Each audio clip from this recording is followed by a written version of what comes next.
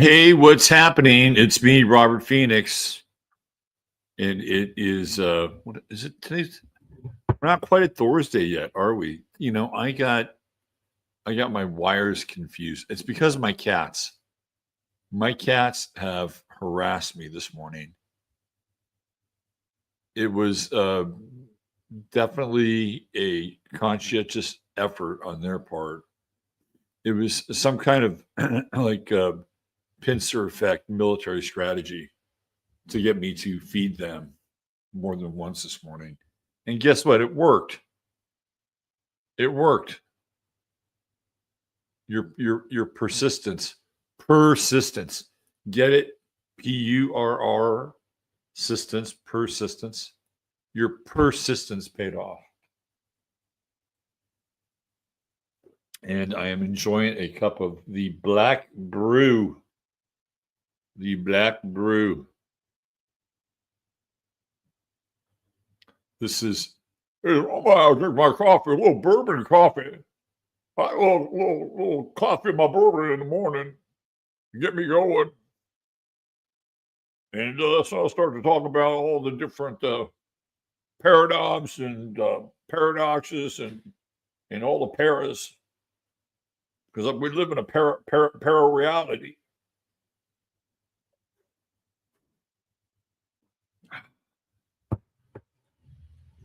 Actually, it's just a black coffee. If you don't know who that was me doing my impression of Jason Brashears, Mr. Archaics.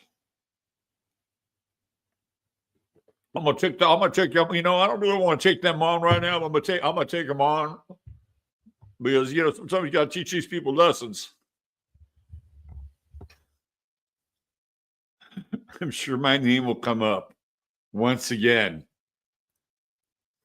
There's that Robert Phoenix guy. He already knows where I'm coming from. He knows where I live. I live in his head. That's where I live.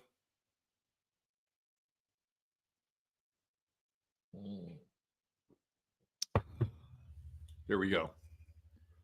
All right. Let's see. Who do we have here? Oh, a little check-in with the Peanut Gallery DJMC once again. Very late, but at least I can be one of the first to say hello, hello, hello, hello, hello.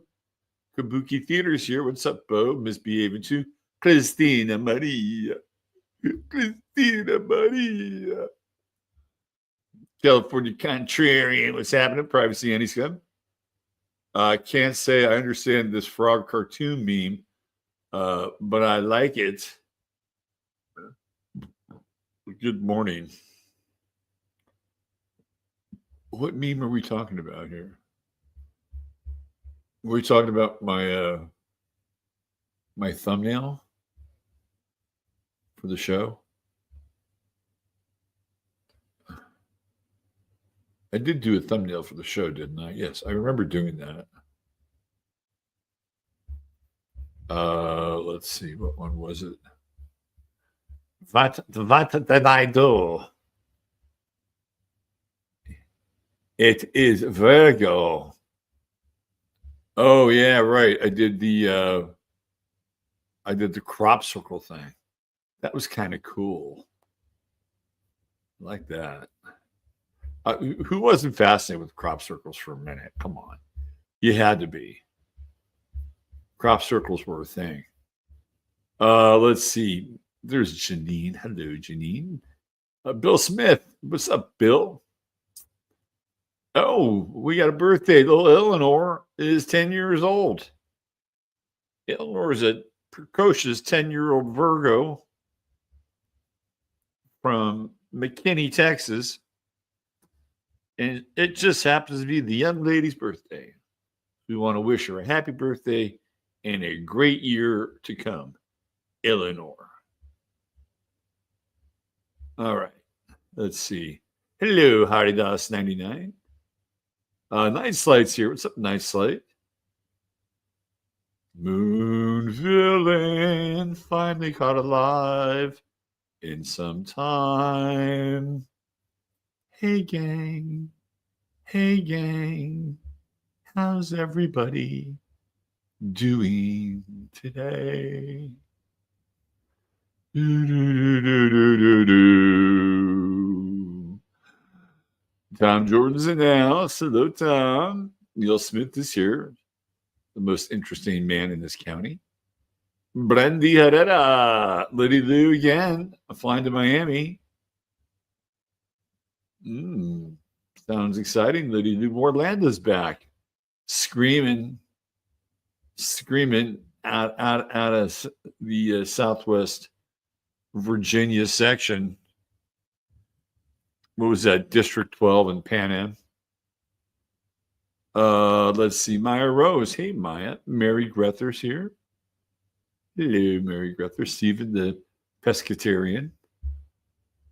Let's see. Night of Cups. Always a great way to start the day. Look at Bo. Coffee, coffee, smoke, smoke. There you go. That's the ritual right there. Greetings from the People's Republic of Illinois. Got a lot of drama. A lot of drama happening. Chicago, one of my favorite cities in the world. Moon Villain's got the hot coffee and at the gym.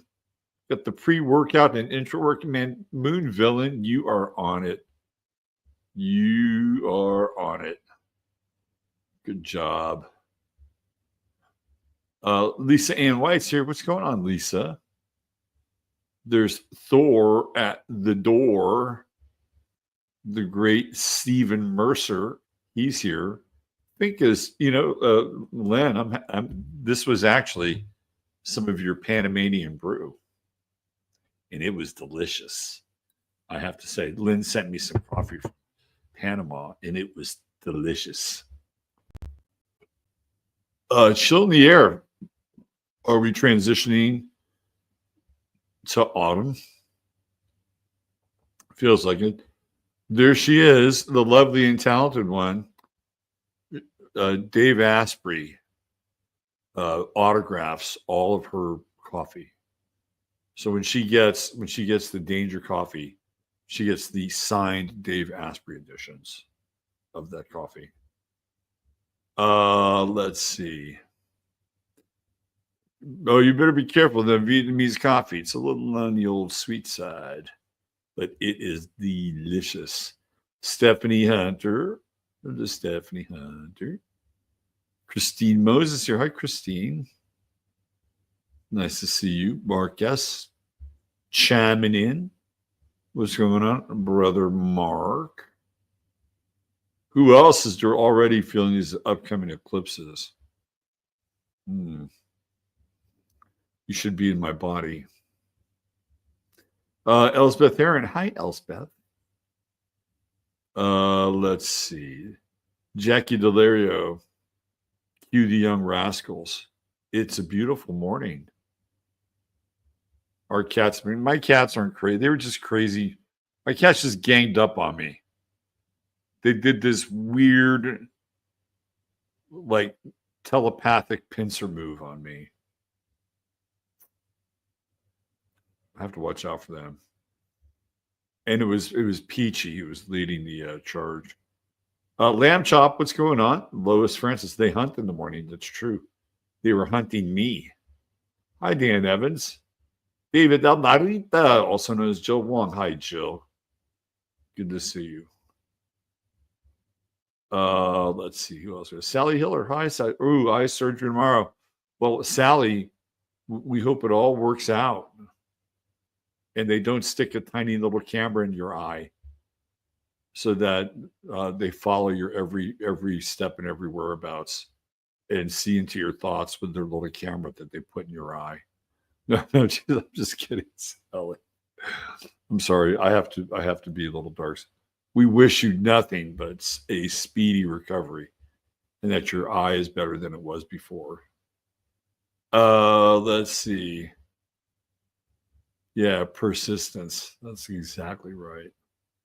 Australia going wobbly. You know what? Australia just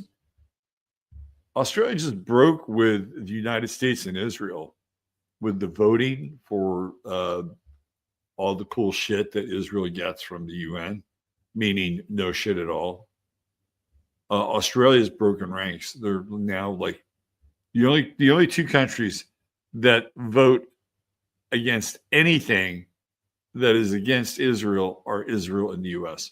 All the other countries in the world have abandoned them on the world stage vote. There you go. Let's see. Who else do we have here? Vivi. Hey, Vivi, what's happening? Jason and Dawn broke up. That was so sad when that happened. It was that relationship could have been the twin flame relationship that it could have reset the entire cosmos. The meeting of Dawn and Jason could have brought in a wave of cosmic evolution that we've never seen before. But I guess we're gonna have to pass now. Oh well. Let's see who else we have here. Deleted. Oh, Lokides. Ianoikos. Lokides. Ianoikos. Like that. It's a little tongue twisty, but I think once you get it, that could be a devastating combination for a name. Brandy Herrera's here. So is Lorianne from Minnesota. Hi, Lorianne. Lois Francis. Hi, Lois. Is that a pleather shirt? No, it's just rayon or nylon or something on. Let's see. Who else we have? Soul Traveler. Hi, Laura E. Hi, Laura E. Living in your head rent free. Let's see. Here in Jalisco, Mexico, they drink fresh cow's milk with coffee and tequila. That sounds great to me. Sign me up. That'd be my morning beverage right there. Tessa Dick in the house. What's up, Tessa? There she is, the legend herself.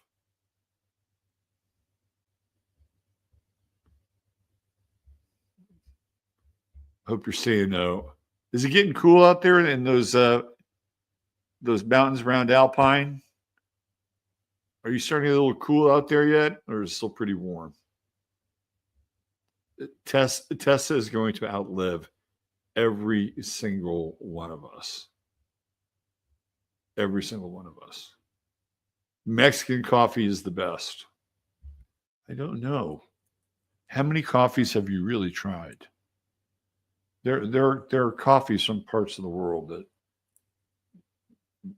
like, have you ever had coffee from Cape Verde? I bet you haven't. So I think you would have to be fair, you'd have to have a global coffee test to make that claim about Mexican coffee being. Now, if Mexican coffee was like coffee with what do you call that stuff? Kahlua. Coffee with Kahlua and cream. That Mexican coffee, that shit's the best. Although I might prefer Irish coffee just a little bit more. Moon Villain. That sounds just like me, Robert. Talk to me after I've had my coffee. That not an uncommon statement. That sounds just like you. I'm sorry. I'm sorry about Jason. I'm sorry about Jason sounding like you. It's not intentional by any stretch. I think there was a little bourbon in there. No, I don't do that in the morning. I don't do that in the morning. Let's see. Lamb chops in Chicago. I love Chicago, man. Great city. Now, this is an interesting thing. Trump tweeted he wants Soros and his son arrested. See, I think something's up with Trump. I think something's up with Trump. I'll tell you why. I put out a slightly controversial tweet yesterday over on Twitter. And it had to do with the fact that Donald Trump strikes me as a man who is frantically trying to get as many things done as he possibly can before the expiration date comes due. And it feels like the expiration date is coming due. Now, let me tell you why I think this Soros thing means something. Back in the 90s, Donald Trump was going through severe financial difficulties. It had something to do with the marketplace, but I really feel like it had a lot more to do with Trump and what was going on in his private life. Like that's my contention. And he borrowed a significant sum of money from George Soros to finish Trump Tower in Chicago, because he didn't have the requisite funds to take it across the finish line. So he gets the money from Soros, finishes his hotel, and Donald Trump has been president for, well, one term, and then now we're not quite, but what are we, 6 months into his second term. He's never once mentioned George Soros. Never once has he mentioned Soros and Soros's connection with the Democratic Party and all these disruptors. Never once. But now he is. Now he is. And he never mentioned it because of the professional courtesy that George Soros bestowed upon him by saving his ass. Trump is generally pretty loyal to people who pull his butt out of the bacon. But now he is talking about Soros, and he is talking about his son. And I think that is another indicator that the clock is ticking. That is another indicator that the clock is ticking. So thank you for sharing that thing on Soros. That's quite interesting. Yes, you can buy me a cup of coffee. Thank you, Tom.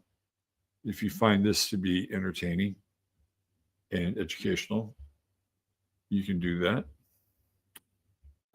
Dave Asprey, bulletproof is the best medicine. We got some Asprey fans. Wow, Robert, you saved that coffee for a while. Enjoy, yes. I'm about a quarter of the way through it now. Sonrisa Chico, watching for a long time. Well, hello. Welcome to the show. Welcome to the show. Kelly B, I saw, was that wheat people? I saw wheat people, white people, wheat people. I used to be a wheat person. I miss wheat. Wheat was fun. Scrubby's in the house. What's going on, Tamara? And let's see.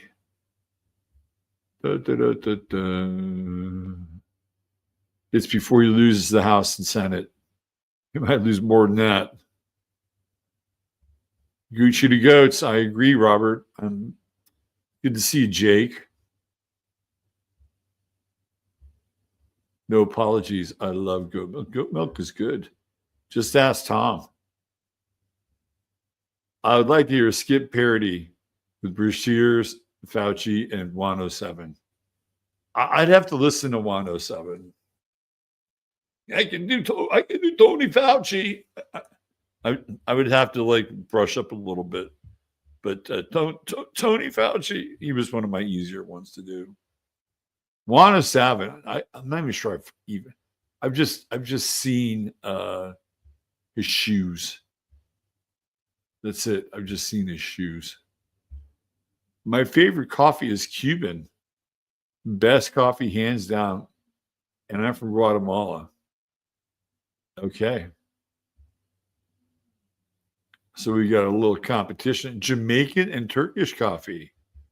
We should have a coffee off. Mexican coffee is damn. We got another vote for Mexican coffee. There you go. Paradise Slant from Paris, a fellow Virgo. Well, happy Virgo days. Ohas is here. Hello, Ohas. Josie Jazzy Junk used to suck fresh goat tea. Not many people can say that. Catherine Rosen. I'm sorry, Catherine. I butchered your name. Apologize. She's here. I think we're all here. I think we're caught up. Tess has got a bag of Sumatran blue coffee. Turkish coffee is really, really good. Mark's second favorite coffee is an enema. Around this quarter of the coffee, he's saying, that's right. That's right. These moments like this where I can share with all of you. Mark Dice was good this morning. I like Mark. Mark's one of these guys that if he wanted to, it could probably be Nick Fuentes. Mark Dice was kind of Nick Fuentes before Nick Fuentes was Nick Fuentes. Although Mark was, I remember when Mark used to call into C-SPAN and they would have an author on talking about a book. And Mark would basically, this was years ago, probably the 90s. And Mark would come on and he would start talking shit. He was doing like culture jamming. And that's where Mark got to start. Basically, I wouldn't say prank calling C-SPAN, but that, C-SPAN would do that. They'd have these authors on, and then there would be like a phone-in number, and Mark would always wind up talking about the New World Order, the Illuminati. Like he went there, and back then it sounded, I mean, not to me, but back then it definitely sounded a bit nutty, right? Like if you're listening to the show. But I think that was part of the jam, is to make it sound a little bit nutty while exposing the truth. You can't handle the truth.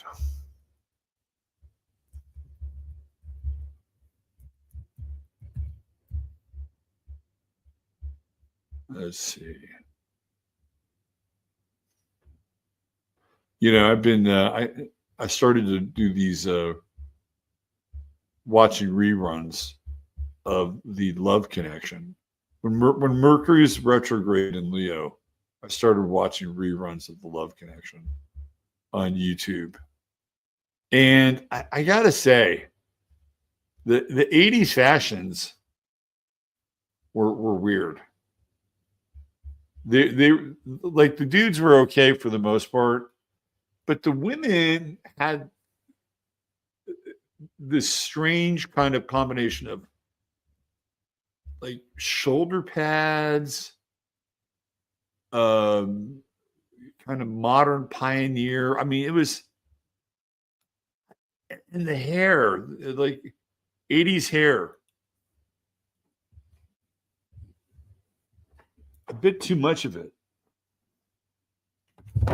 in some ways. But it was fascinating because the people knew how to have fun. Like you go back and you watch those things and it's like, well, Chuck, he came and he picked me up when he said he was going to be there. So automatically that was that was one mark in his favor. He was on time. Well, when you opened the door and he was there, what did you see? What did you think? I thought, Chuck, ooh la la. This is a gorgeous man. His photos did not do him justice at all. And Chuck's like, well, Bill, when you saw Lisa Ann, what did you think? Chuck, I could barely control myself once I saw her. Whoa, right? And then and their dates are almost always the same. Well, we decided that we were going to go down to the beach and we were going to walk on the beach for an hour or so just to get to know each other and talk. And then I had made reservations. Women do this, by the way. I had made reservations at a restaurant in Santa Monica, and we had lunch there, and we had a really nice time. We really got to know each other. He was so easy to be around, and well, this is sounding really promising. Well, what did you think, Chuck? It was all I could do to keep my hands on my plate and on my food. Let me tell you, not only is she beautiful on the outside, she's just as beautiful on the inside. And I'm pinching myself, Chuck, really. Am I awake here? Is this a dream? Sounds like it's going, well, what happened next? Well, he didn't tell you this, but at a certain point, he actually put his hand on my leg, and it kind of shocked me a little bit. And then he took my hand and gave it just a little squeeze, and he gave me just a peck on the cheek, Chuck. I almost melted in my seat. Right? I mean, I swear to God. Now, there are other versions of this that aren't so good. There's, I'm sorry, I'm being a bit of a stereotypical culture critic here, but the black dates are fucking hilarious. The black dates are really binary. They're like either on or they are off. Like, and when they're off, they're really off. Like this guy, his name was Raw. I went by the name of Raw.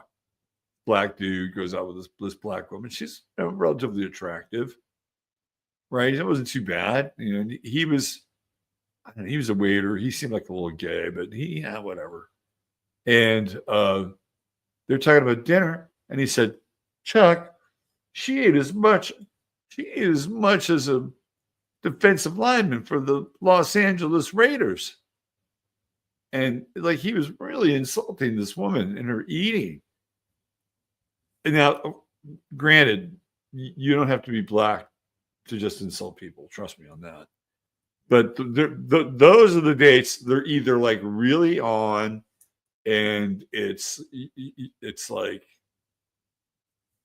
total click, or they're off. There's no kind variant in between, right? You get that occasionally with some of the quote unquote non-black couples. Like, well, he was nice enough, but honestly, it's just not my type. Well, let's see who the audience chose for you. Anyway, But every now and then you'll run across a uh, a, a white couple who did not click at all. This one woman, I couldn't believe this, man. This one woman, she was a little full of herself. She didn't even drop the guy off at his house. She dropped him off on the freeway access 10 blocks from where he lived. These are Los Angeles blocks, by the way. These aren't like Springfield, Missouri blocks. Anyway, but the 80s were fun.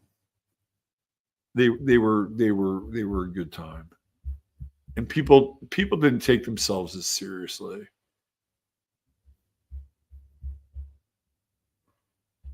You know, they were into it, right? You know?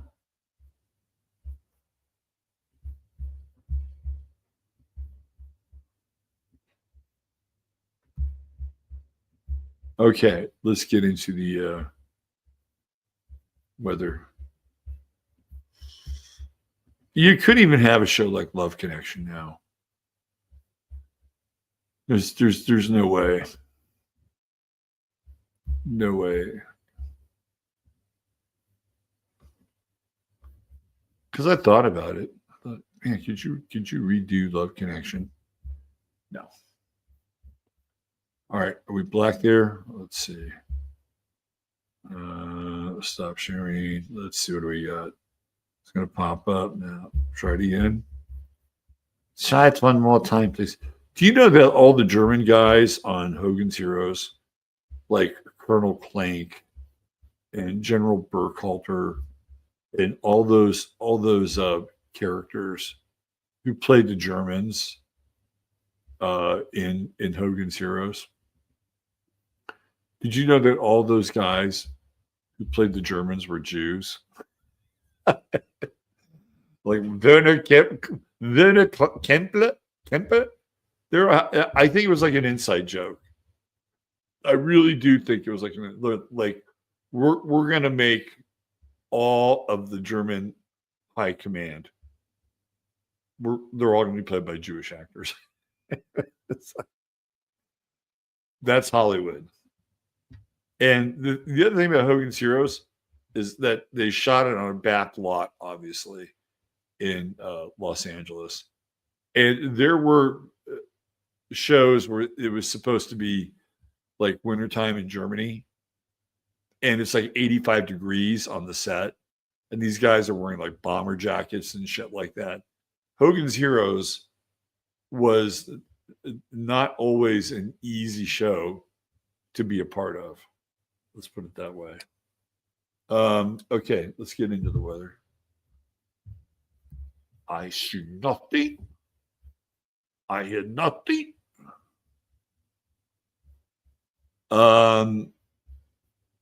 The whole idea of a comedy about a POW camp, it's another thing you'll never see again. Hey, let's have a situational comedy about a UN kitchen in Gaza. What a great idea. Maybe if we did that, we could add a little humor to it. You know, maybe people could become more normalized to it.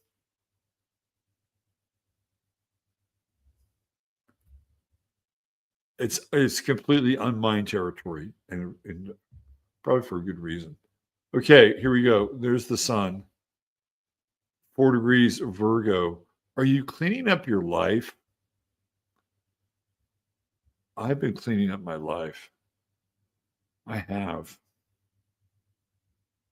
My habituations have come under heavy scrutiny. I don't really have any habituations, by the way. But since I am valuing my health this year, the Virgo energy is very strong.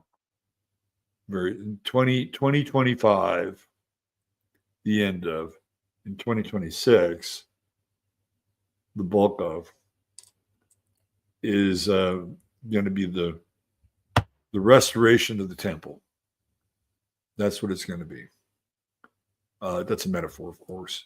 But that's where we are, Virgo. We're early in the sign, and there can be a great deal of like momentum for self-improvement, looking at your lifestyle choices.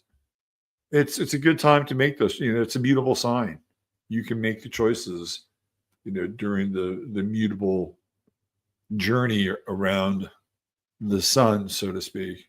We're outside of the Yod territory.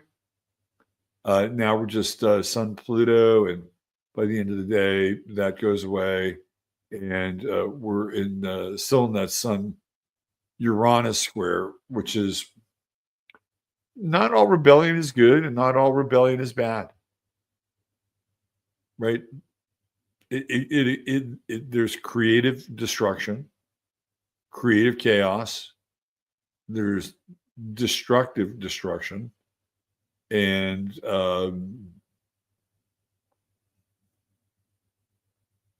deconstructive chaos, right? So it's not always good or bad. We're not playing a moral relativism game, but sometimes, and especially in Virgo, Virgo is not a very rebellious sign,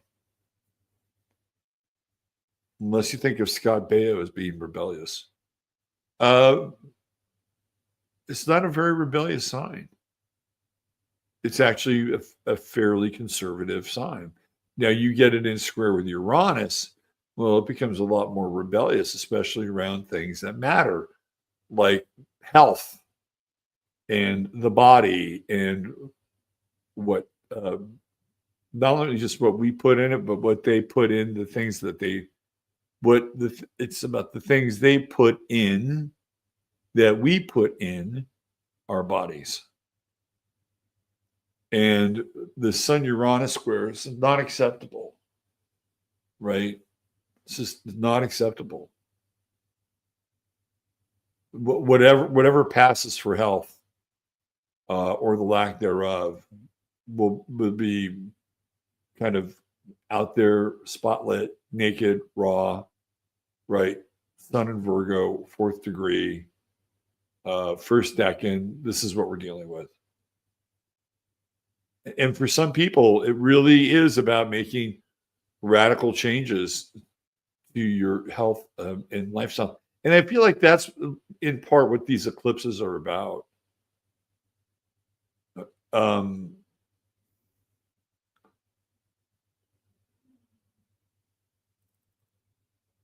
Really having important conversations about your physical health and your spiritual health, because that's what the two eclipses will encompass, and they go hand in hand. So I think that the final cycle of the eclipse season here is actually a very timely one, and can help you cover lots of ground. But you have to be aware, and you have to, because the way that the eclipses work is that they're weird. Eclipses can be really, really weird. Now, I was born on an eclipse, so I feel like I've lived with eclipse energy most of my life, and learned how to kind of roll with it. So there are two ways eclipse energy manifests itself. One is things become more occulted or hidden. I mean, that is the nature of an eclipse. The idea is that there is one luminary that is in the path of the other luminary, and for that period of time, they cancel each other out, and one of them is being eclipsed, right? And when something is eclipsed, it is also occulted, meaning it's hidden. So an eclipse period is also a period of occultation. Things that can be hidden from an individual can come through an eclipse. And it's really interesting. is sometimes the misreading of the room and the misunderstanding of the story of the eclipse, which I'll get into in a second. But things that you're not aware of, you can become painfully aware of during an eclipse. And it may be you, depending upon where it is, or maybe somebody else. But all of a sudden, this thing that had been hidden, there are two parts of the occultation. One is the revelation of what's been hidden. The other is just the hidden aspect. So I'll give you an example. Let's say you are having a birthday party and people want to celebrate your birthday. Okay, the perfect movie for this would be like 16 Candles with Molly Ringwald. How nobody remembered her birthday is one of the great plot holes of John Hughes's career, but nonetheless, we'll let it slide. So it's her birthday, but her sister's getting married and all these other things are going on. So people aren't fully cognizant of Molly Ringwald's birthday, her 16th birthday, by the way. Now, that would be an example of an eclipse on your birthday. Like, it's there, you know it's your birthday, but you're literally being eclipsed by other people and their events and their life happenings and all these other things. That's one version of what an eclipse is like. It's like, oh, this is my moment, this is my time, and yet nobody sees it. That's the occultation of nobody sees it. The other part is because of the occultation, things can be revealed, and it's like,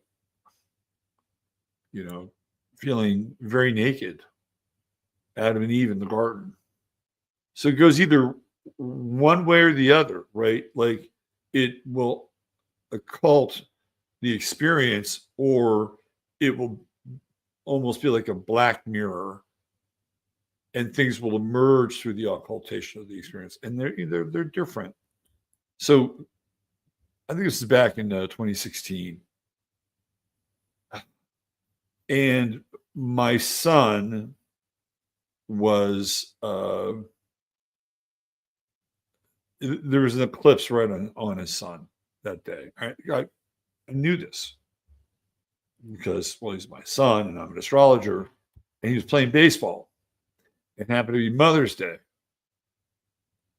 So my son is a Pisces, and we had this delay because of the rain, and we went to this Mexican restaurant to wait out the rain delay, and it really fucked with my kid's stomach in a really, really bad way. Right?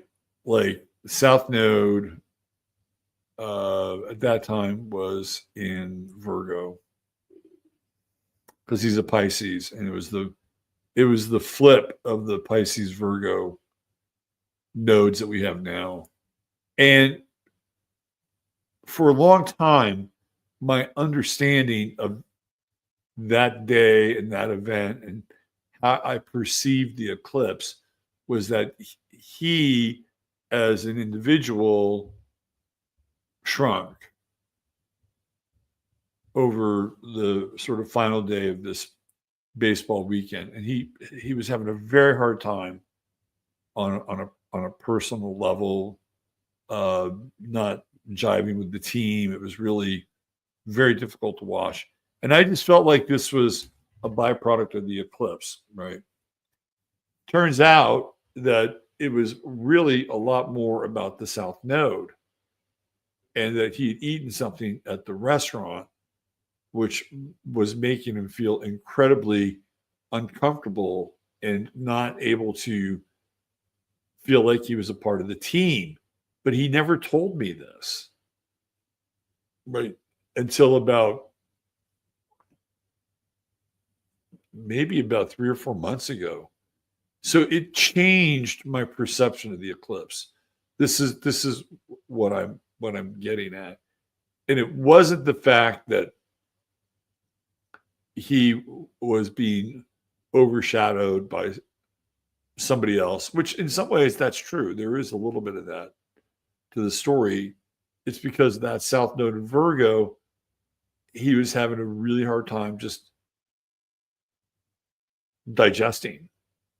And anyway, when he told me that, I'm like, oh, that's interesting. That gives me new insight into the conundrum of your eclipse. So always pay attention to the South Node as well, right? Or pay attention to the opposite sign, because it's also a driver of the eclipse energy, and not just what's being occulted from us. We've got the moon in Libra.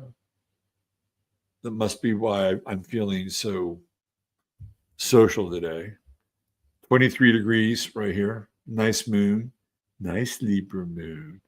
Nice Libra moon. Conjunct Spica.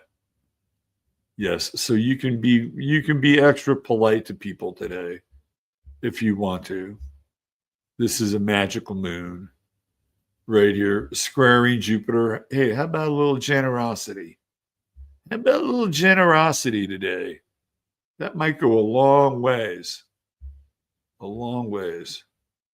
Although I do get caught up on the tip conundrum sometimes. I have to admit, I've been doing DoorDash lately. I didn't do DoorDash until like 2 weeks ago, because it was a little challenging for me to leave my space. And I wanted some Chinese food. So I got some Chinese food DoorDashed. What the hell does this have to do with the moon? It's the square. It was a square with Jupiter, right? It's like the tipping part and being generous. I'm like, okay, well, if I tip, there are 3 options. Second option is only 50 cents more than the first option. And then there's the third option. And then there's the make your own tip option. So my psychology is, well, tip the guy the second amount, because he feels like he's getting more than the first. Maybe not as much as the third, but it's one of those little, bullets of remoralization. Hey, I got a pretty good tip. All I had to do is just drive this thing across town and put it on his porch. And I just made $3 from that, or whatever they make. But today's a good day to be generous. Let it flow. Let your generosity flow. And the square may not always be easy, or may not always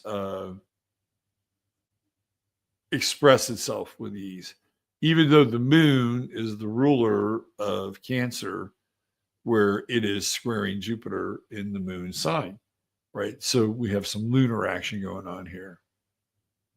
And hey, if you overtip, it's okay in the right situation, because that's what happens with Jupiter squares. Like, you just kind of overdo things a little bit. I did it last night with DoorDash. There's this Italian restaurant in town. I've never been to it, but they had these meatballs in this marinara sauce. It was like $3 for these meatballs. So I had to try the meatballs. I'm like, why limit yourself to 3? Why not have 6? Because, you might actually like those meatballs. And guess what? I did. And I was happy I got 6 instead of 3. That's the moon Jupiter square.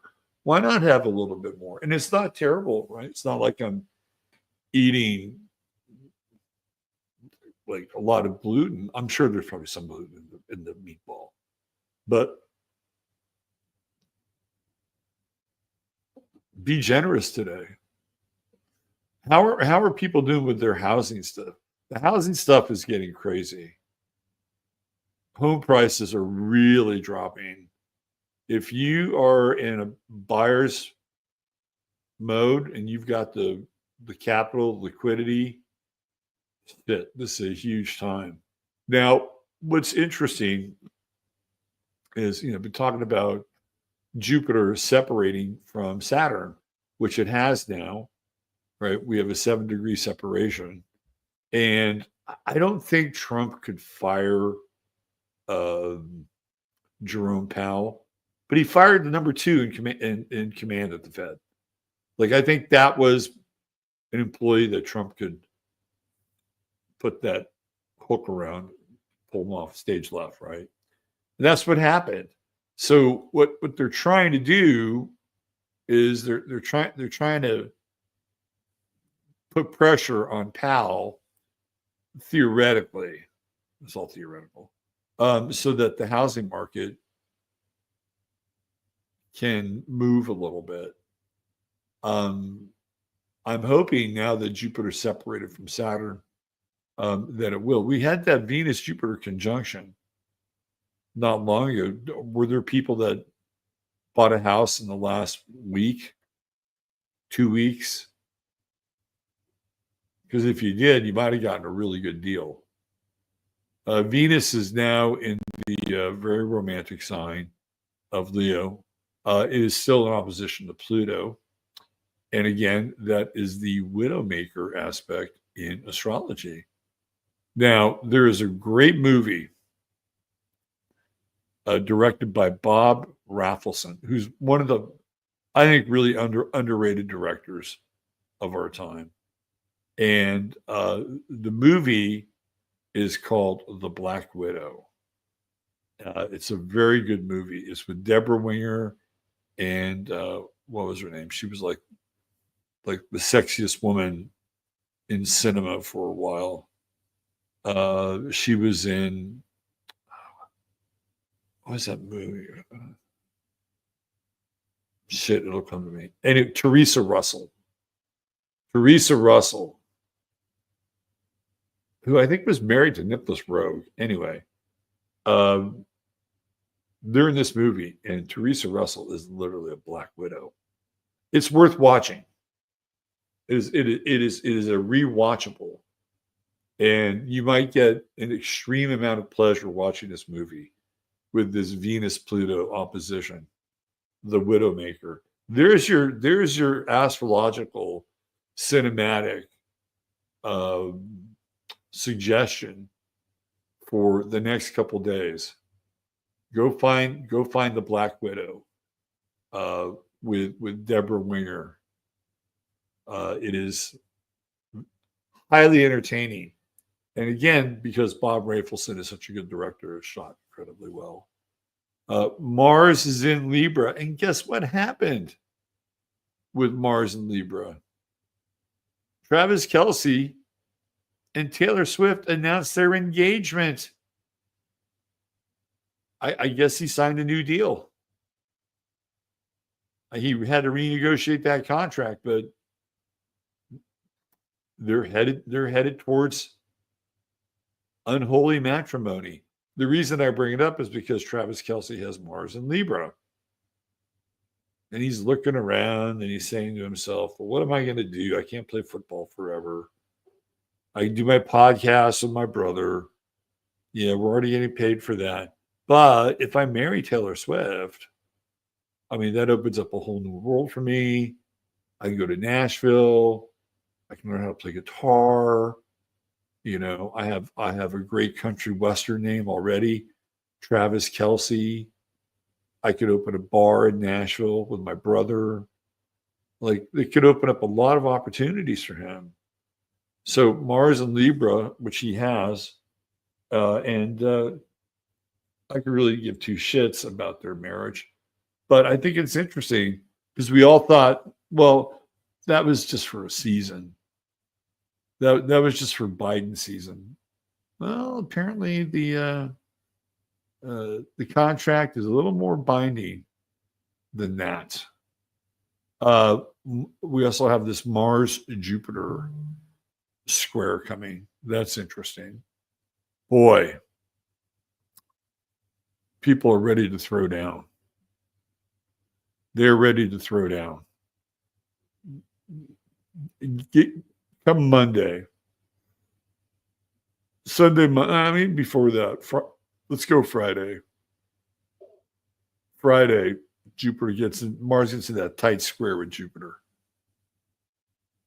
And conversations are lively, to say the least. Debate is in the air. This goes back, I know I'm going to raise some apples. This goes back to the Cracker Barrel conversation.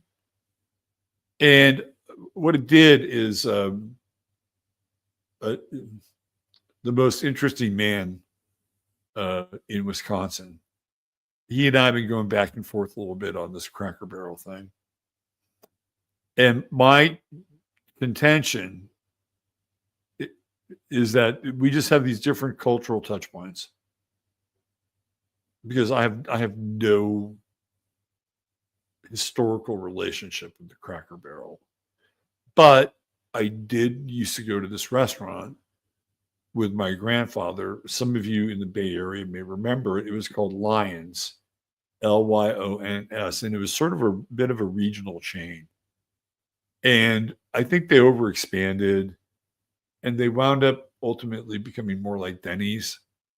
But I went online yesterday and I found the menu from Lyons. And it was like, these were the things that I would go to. Well, they're my go-to items that I would order with my grandfather. So that was my Cracker Barrel. And so I went down like, memory lane, but it was different. And, so what did I like about Lyons? I like the fact that Lyons was kind of a glorified diner, and it had a counter, and it had, swivel chairs. It also had booths and tables, and it was well lit and it had big windows, and you could see the people cook. I like watching the people cook, right? Like they're just right on the other side of that line, and and so it's kind of entertaining. Right, you got that. And I remember this Lyons in Millbrae had a kind of a faux gas fireplace, which made it kind of cozy. Right. So this Lyons had everything you needed. And that was my trip down memory lane here. And so we have these things that are these touch points for, I mean, let's be honest, a time that's never, ever, ever, ever, ever going to return. It's never going to return. Right? Like the price of the chicken salad sandwich at Lyons on that menu was $1.65. Like, we're never going to see that again. And the chicken salad was probably way better too, right? But I'll give you a little something to think about here.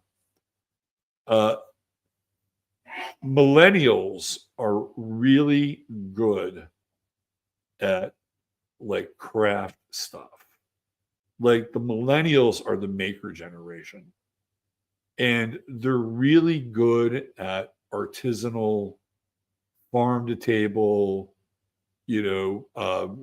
cool, funky. Millennials are really good at this shit. They're good at like gastro pubs, distilleries, breweries.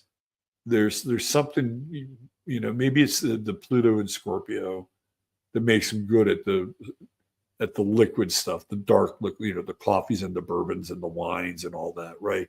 But millennials are really, really good at this. And a lot of millennials come out of like hipster culture.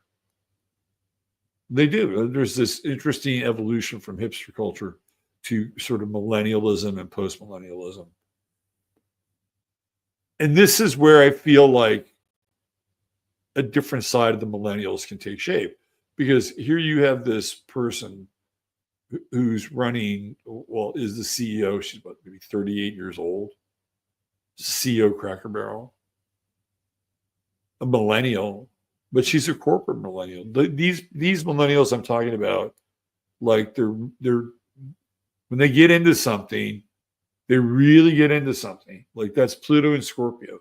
They immerse themselves into that thing, right? And then they just become really, really good at it. They're not always the most socially adept people, but they don't have to be. You know, what they have to be is deeply committed, invested in their craft. And I feel like that there's some wiggle room for that. Right. So for all these kind of institutional bodies being rebranded, reshaped, whatever, right? And even by some of these millennial forces who've matriculated into management, there's another sort of wave of more millennial input that is creating the opposite, right? That they're much more invested in farm to table, right? They're much more invested in restoring, the grazing lands and stuff like that. So there is some hope here, right? There's definitely some hope, and and maybe there's some millennials out there that'll say, hey, we can have our own version of Cracker Barrel. Maybe we don't call it Cracker Barrel because millennials probably wouldn't do that, but they may have their own version, and it might be really, really good. And they don't have to even be a regional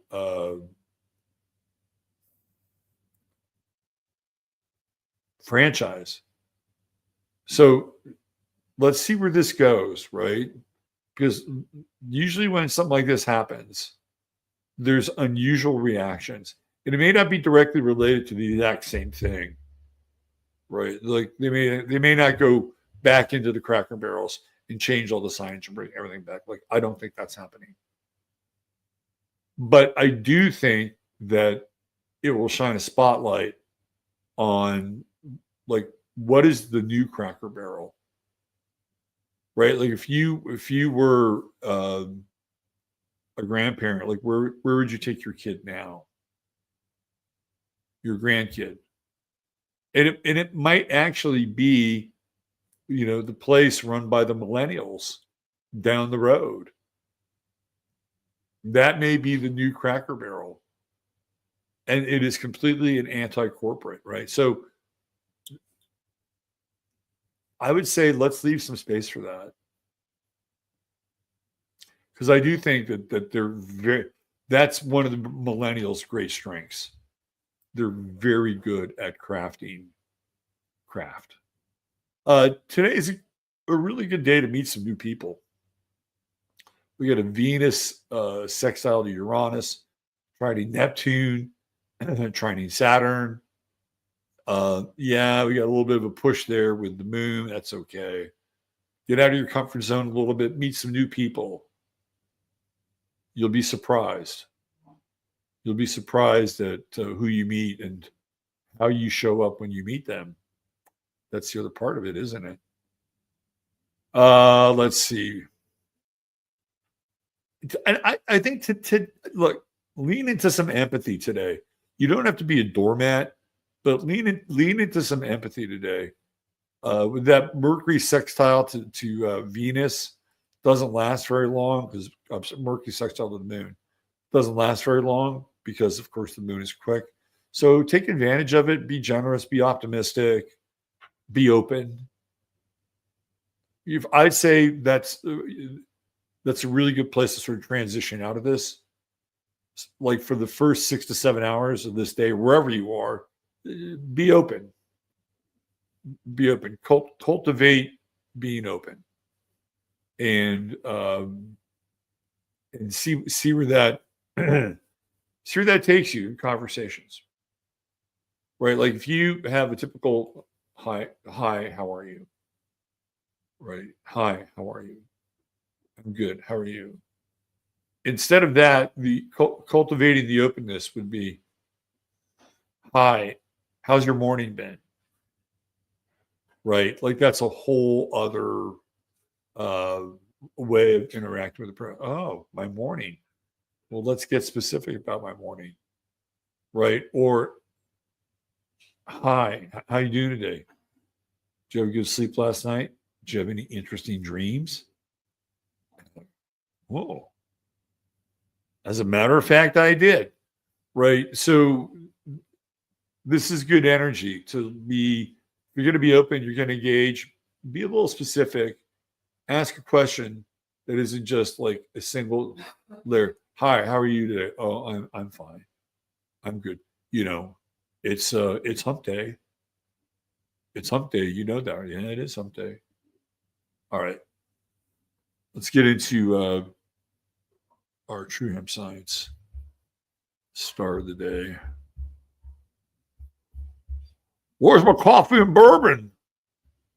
I need a little bourbon in my coffee. Keep the show going here. Okay. We gotta keep this show going. I got a lot to talk about. Like this motherfucker. This is where I talk about True Hemp Science.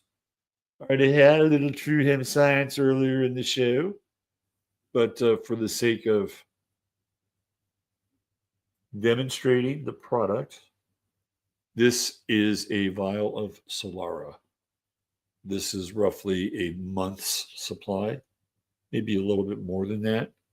You do this every day. Within 35 days, you'll be completely enlightened, fully enlightened. Nothing will ever bother you again. You'll have all the answers to the mysteries of life. It's that easy. This is actually really good. This is number 19 on Chris's list. And it's just a number he came up with. It's not like popularity wise or sales wise. But Solara is one of the tinctures you can find over at True Hemp Science. And all you got to do is go there, check it out, spend $100 or more. 15MINS is your code. You're going to get the goodie bag, right? I'll give you a little, you're going to get something like this and more. It's not just like, about all that CBD and all I got is this little thing. Trust me, this little thing is a good little thing. But you'll get a few other things along with that. Like, oh, look at this, look at this, look at this. Can't wait to try this. So 15MINS is your magic ticket for the goodie bag. And then when you support True Hemp Science, you're supporting a local business here in Austin, Texas. And as a result of that, you're supporting employees, you're supporting a positive version of the system. And yes, when you do purchase the product, you do support the show as well. There's always a 30-day money-back guarantee and free shipping with $150 or more. All right, let's talk about this asshole. I remember as a kid growing up, this is really the first president that enters into my brain. My connection with Kennedy literally starts with him in his funeral parade, because I'm watching it from my hospital room where I've got my tonsils taken out. I remember this. That's my first visceral connection with John F. Kennedy. I said, my mother was in the room. I said, what's going on TV?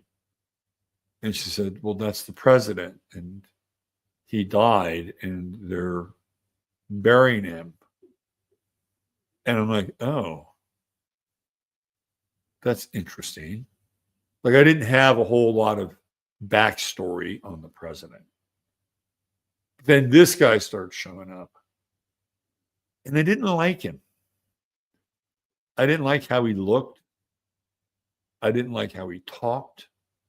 And this is no demerit for any fellow Texan. But I didn't like how he talked.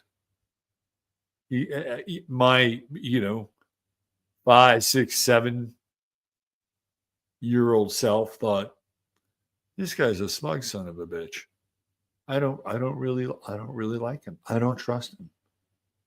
That was my feeling about, when you're a kid, you get these unfiltered kinds of emotions. And sometimes maybe they're not always the most rational. But I didn't like him. He didn't inspire any kind of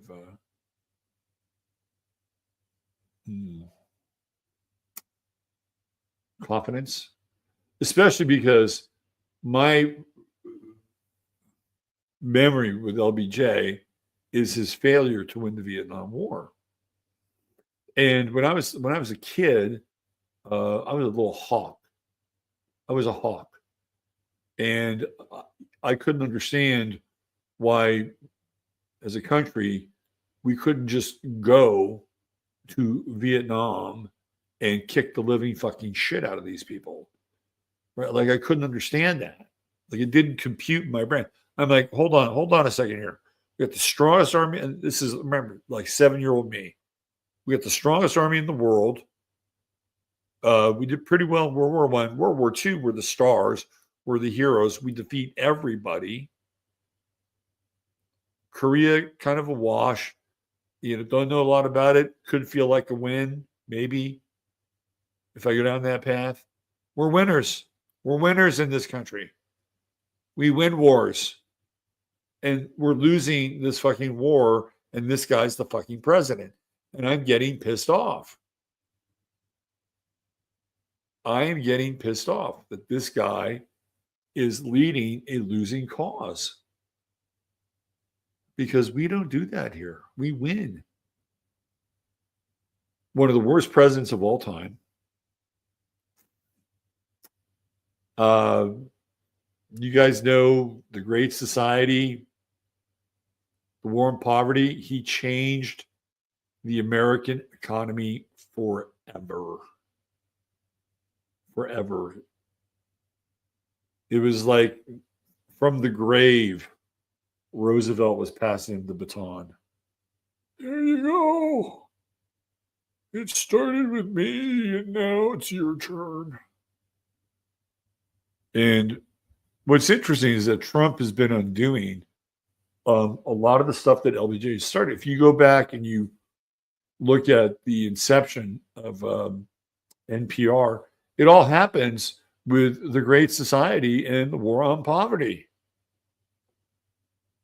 That's when NPR and PBS, and they all start to get their money then. They are an outgrowth of LBJ's humanitarian. This guy could give two fucking shits about people. He was always a dastardly deal maker, and basically part of this, what did they call him? Like the hillbilly mafia, or he had all these guys that he hung out with, like Bobby Soul Estes, and they were not good people. And the only reason he hated JFK, hated him, but they needed a non-Catholic Southerner on the ticket. And this guy was the most powerful guy in Washington at that time.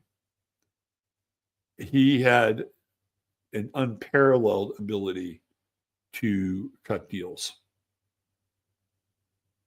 He was a very shrewd man. Went to a teacher's college.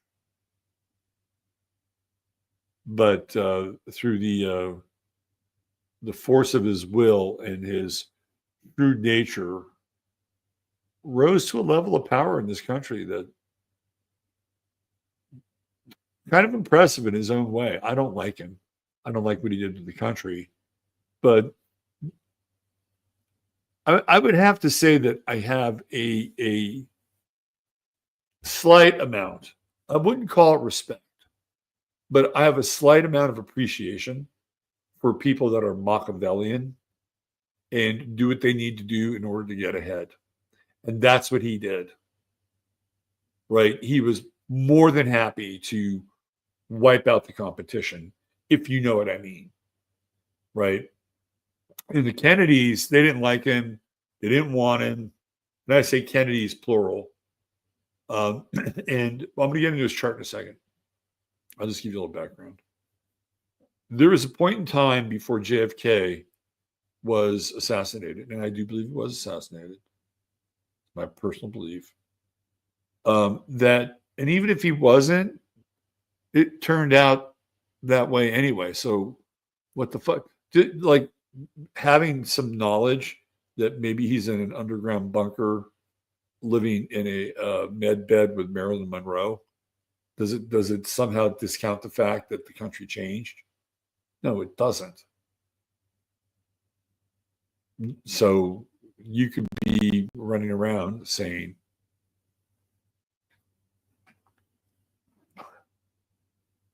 that is all fake, but historically, it doesn't really matter. Anyway, LBJ, they wanted him out. Bobby, JFK wanted him out. So they were working on this series of articles.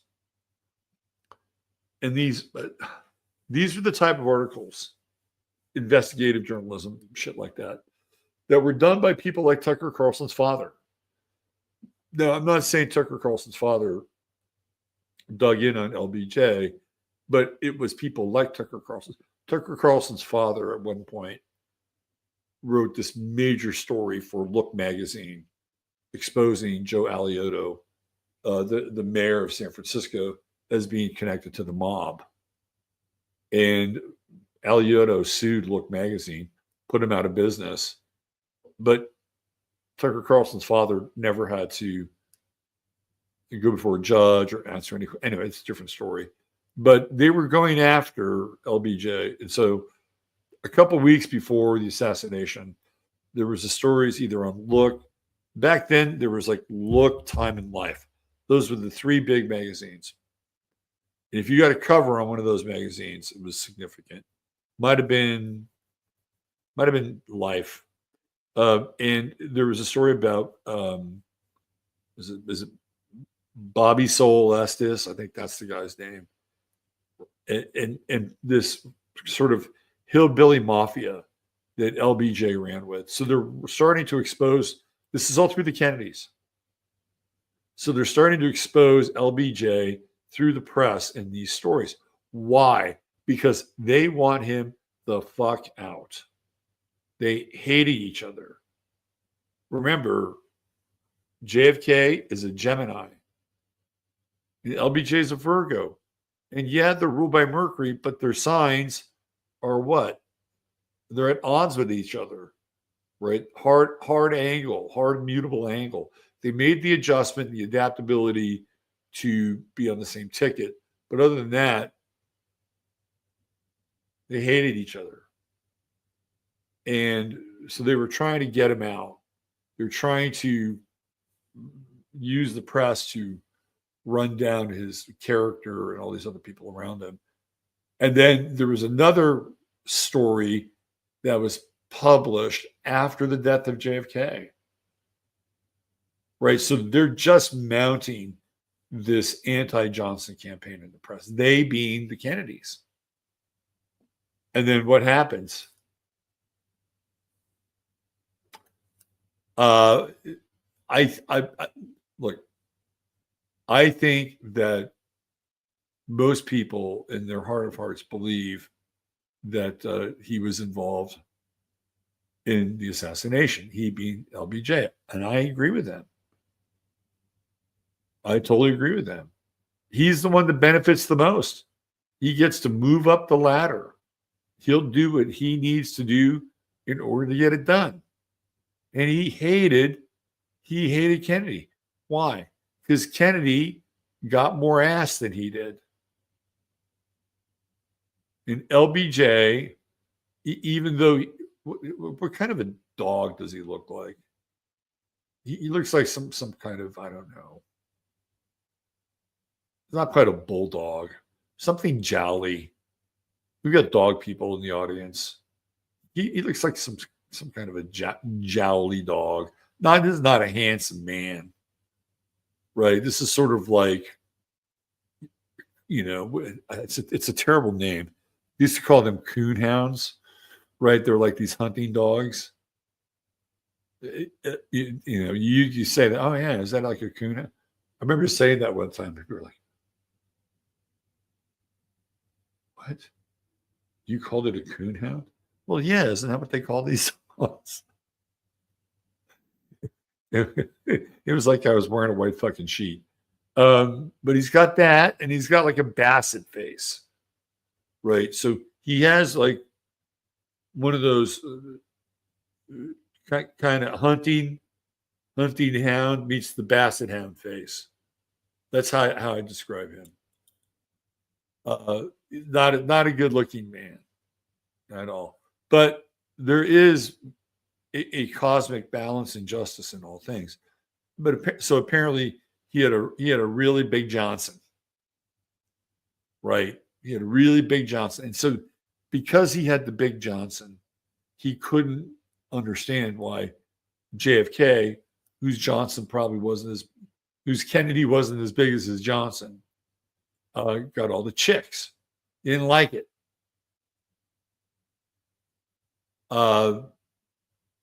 So famous story, so if you were like the head of state, let's say you were the head of state from Morocco,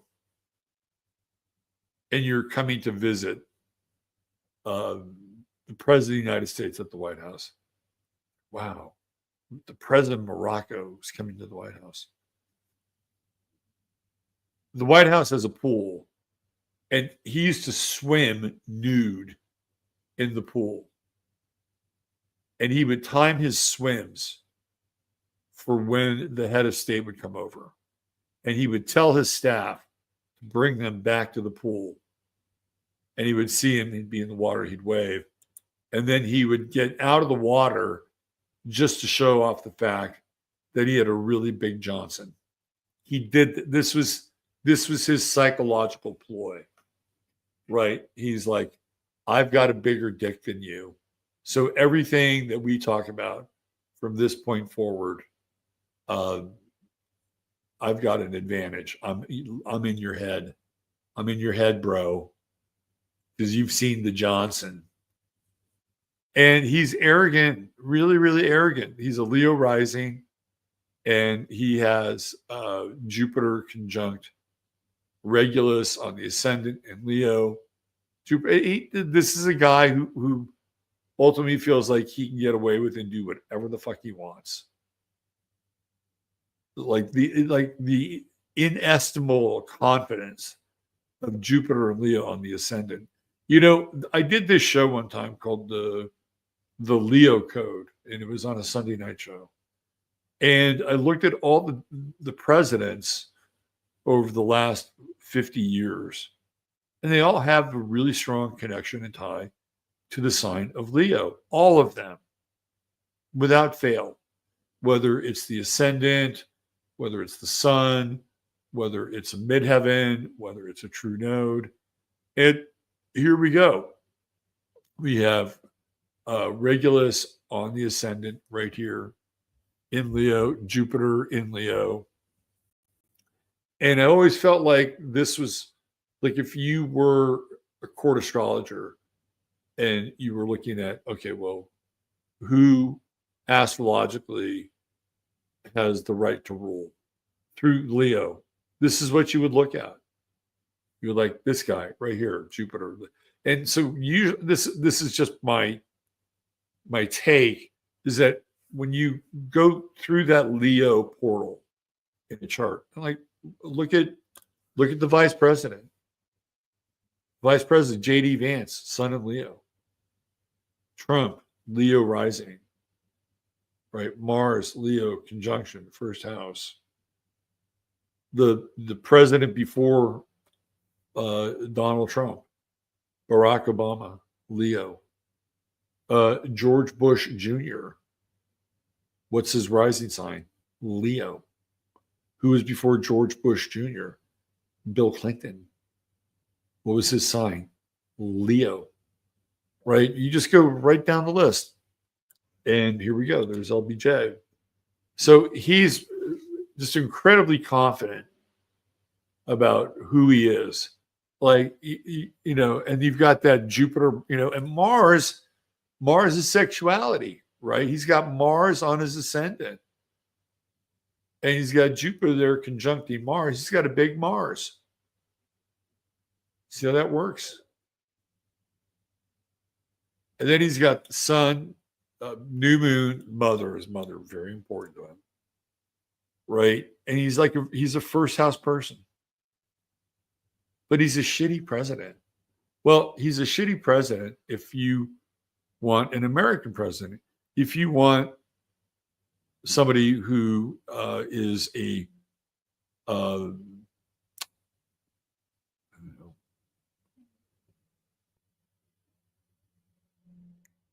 communist, he's your guy. He's great for that. But he's got this weird humanitarian thing. Like, he takes pleasure in the war on poverty. And I think on some level, he believed in it. Right? That's my take. He's got this Pluto sextile to Jupiter. Maybe he was dealing with his white guilt with the war on poverty. Who knows? But this is a guy that accumulated a lot of assets. And I do believe that he believed in a lot of the sanctimonious bullshit that he was pushing, and that he was going to become the president that would change the face of America, change the face of race relations, level the playing field. That's his legacy. I can tell you right now, that's what he was gunning for, right? He wanted to be FDR, and he was a version of FDR. He's got Venus-Neptune conjunction. This guy's contracts, not good. Not good. He'll honor them. He would have honored them as long as he got paid. But Venus-Neptune conjunction, 11th house, those are some slippery friends, number one. Number two, it gives him this feeling like, oh, yeah, I'm going to make everything cool for everyone. Nobody's going to be poor anymore. Venus-Neptune, we're all going to get together and sing Kumbaya in the 11th house. But then there's Saturn squaring Venus, and there's Saturn squaring Neptune. Like, oh, what's that about? That's his dad. Saturn is his father. And you could tell that he's under his mother's skirt right there, literally, right?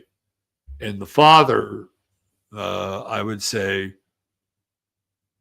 probably, I think he saw his father as being weak. That's what I think. I think he saw his father as being weak. That's my sense. And he vowed not to be weak in his own way. And look, he's got his true node in the 11th house in Cancer. Again, I feel like, were there ulterior motives for making the government much bigger than it had to be? Absolutely. But I also believe that he believed in it, right? That there is something utopianistic about Lyndon Johnson. I believe that it's also very much connected to socialism.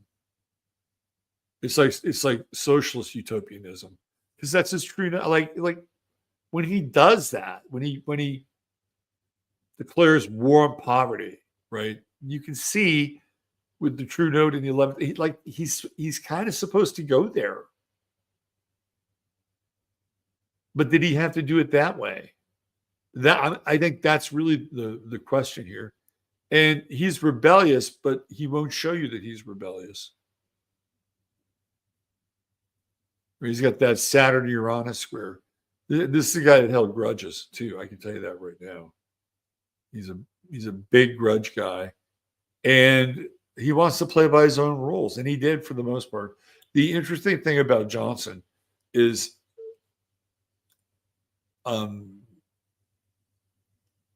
think he enters the race in 1968. He wins a primary, and then he drops out. So in 1968, he's 60 years old. So in this photo, I'm actually younger than him. And well, he's younger than me right now chronologically in this photo. Okay. He's dead within 3 years. So I think by the time 1971 rolls around, he's done, he's gone, right? He's out of the picture. He did what he did. He fucked up the war. He turned the government into this massive bureaucratic entitlement factory. And then he exited stage left and spent the last few years of his life hanging around his ranch in Johnson City, right up the road, cruising into Fredericksburg every now and then, having a couple of stiff whiskeys at the bar, and being driven back home by the Secret Service. That was it. He was done.